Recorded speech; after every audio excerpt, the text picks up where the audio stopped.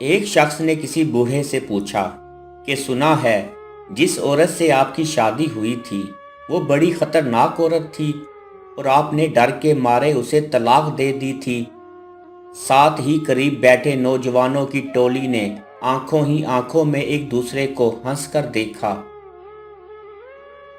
خدا بخشے اسے، بہت اچھی عورت تھی۔ بنا ناراض ہوئے، بغیر غصہ کیے بابا جی کی طرف سے ایک مطمئن جواب آیا۔ ایک نوجوان نے ذرا اونچی آواز میں کہا، لیکن بابا جی، لوگ کہتے ہیں وہ بڑی خطرناک عورت تھی، کیا نہیں؟ بابا جی کچھ دیر خاموش رہے، پھر کہنے لگے، کہتے تو ٹھیک ہی ہیں، وہ عورت واقعی بہت خطرناک تھی اور حقیقتاً میں نے ڈر کے مارے اسے طلاق دی تھی۔ یہ بات تو مردانگی کے خلاف ہے، عورت سے ڈرنا کہاں کی بہادری ہے؟ نوجوان جوشیلے انداز میں بولا، میں عورت سے نہیں ڈرتا، میں تو اس سے ڈرتا تھا جس تک اس کی رسائی تھی۔ بابا جی نے پرسکون جواب دیا۔ نوجوانوں نے حیرت سے ایک دوسرے کو دیکھا۔ ایسی عورتوں کو تو جہنم میں ہونا چاہیے، کہاں آپ جیسا شریف النفس آدمی، کہاں وہ عورت؟ اچھا کیا چھوڑ دیا۔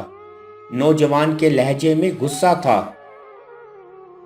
میں بھی ایسا ہی سوچتا تھا کہ اسے جہنم میں ہی ہونا چاہیے تھا، تب ہی میں نے اسے جہنم جیسی زندگی دی تھی۔ بوڑھی آنکھوں میں اضطراب اترا۔ یہ تب کی بات ہے جب میں سرکار کے ہاں 1 روپیہ ماہوار پر ملازم ہوا۔ میری ماں چاہتی تھی کہ میری شادی ہو جائے۔ رشتہ ڈھونڈا گیا۔ ایک سبزی فروش کی بیٹی میری ماں کو پسند آئی، سلیقہ مند، خوبصورت اور ایک دم خاموش طبع۔ مجھے اس رشتے پر اعتراض تھا کہ وہ ایک سبزی بیچنے والے کی بیٹی تھی۔ مزدور کی اولاد کو پیٹ کی فکر رہتی ہے، تربیت کی نہیں۔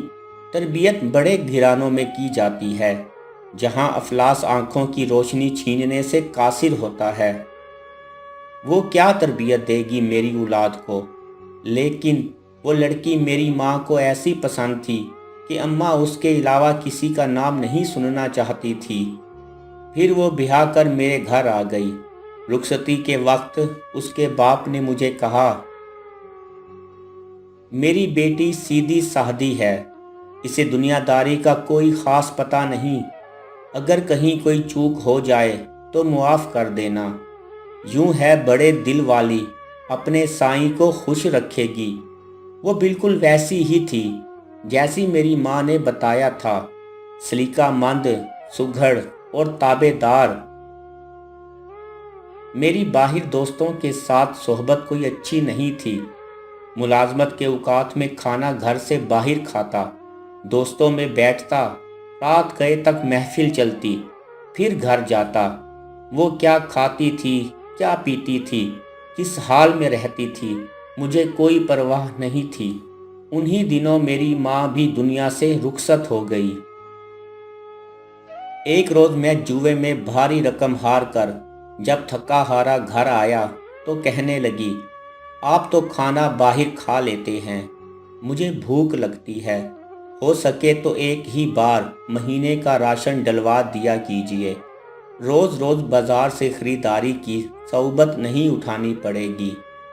کیا اس سبزی بیچنے والے کی بیٹی کی اتنی اوقات کہ مجھ سے مطالبہ کر سکے؟ مجھے طیش آیا۔ ہو نہ تم کسی بڑے باپ کی بیٹی کہ تمہیں پورے مہینے کا راشن اور خرچ چاہیے؟ اپنی اوقات دیکھی ہے؟ غصے میں آ کر اس پر ہاتھ اٹھایا اور نہ جانے کیا کیا کہہ ڈالا۔ میں یہ نہیں سوچ سکا کہ آخر اسے زندہ رہنے کے لیے روٹی تو ہر حال میں چاہیے تھی۔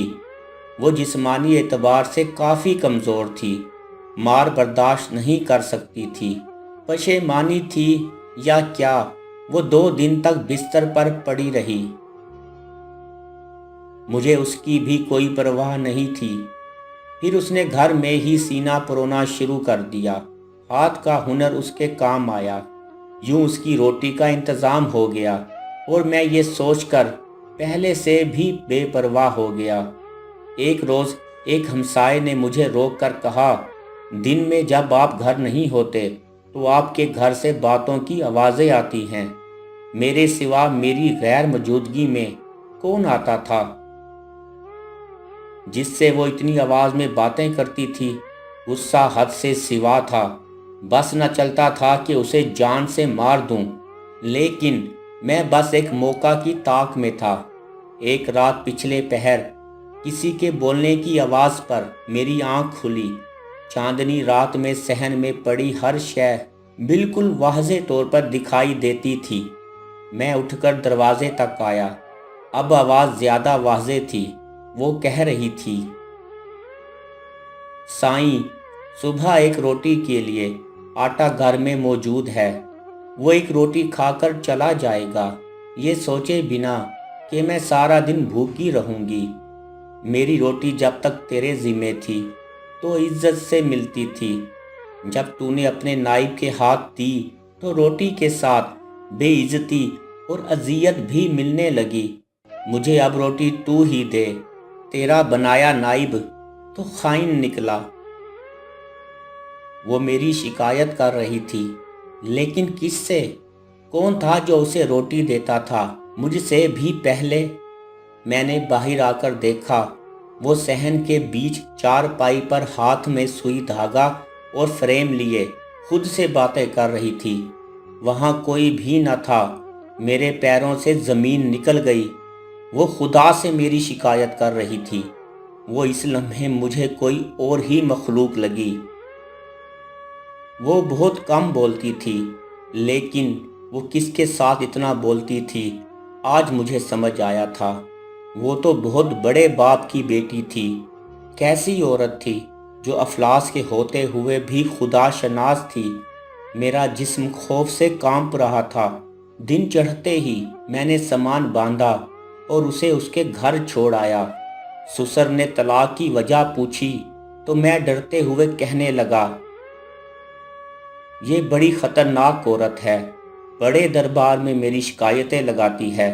مجھے ڈر ہے کہ بادشاہ کو کسی دن تاؤ آ گیا تو میرا حشر نہ کر دے۔ حقیقت یہ تھی کہ میں اس کے ساتھ انصاف نہیں کر سکا تھا۔ اس کا باپ گھر کی دہلیز پر کھڑا تھا، مجھے کہنے لگا، میں نے تمہیں کہا بھی تھا کہ اسے دنیا داری نہیں آتی، وہ تو بس سائیں کو خوش رکھنا جانتی ہے۔ اس کی مراد خدا سے تھی اور میں خود کو سمجھا تھا۔ جب میں واپس گھر آیا تو مجھ پر انکشاف ہوا کہ رات اس نے یہی تو مانگا تھا، تو خود مجھے روٹی دے، تیرا نائب تو خائن نکلا، اور آج نان نفقے کا اختیار مجھ سے چھین لیا گیا۔ میں بے تحاشا رویا۔ اس کا سائیں بہت بڑا تھا، اس کی رسائی جس تک تھی وہ تو دو جہانوں کا رب تھا، اور جس کی ایک روٹی مجھ پر بھاری تھی وہ اس کے لیے کیا نہیں کر سکتا تھا۔ میں واقعی ڈر گیا تھا۔ میں آج بھی ڈرتا ہوں، کہیں میرے حق میں اس نے کوئی بد دعا نہ کر دی ہو۔ ٹھیک کہتے ہیں لوگ، کہاں میں کہاں وہ، بوڑھی آنکھوں میں نمی اتری تھی، اور آخر بس یہ کہہ کر چپ ہو گئے کہ وہ واقعی خطرناک عورت تھی۔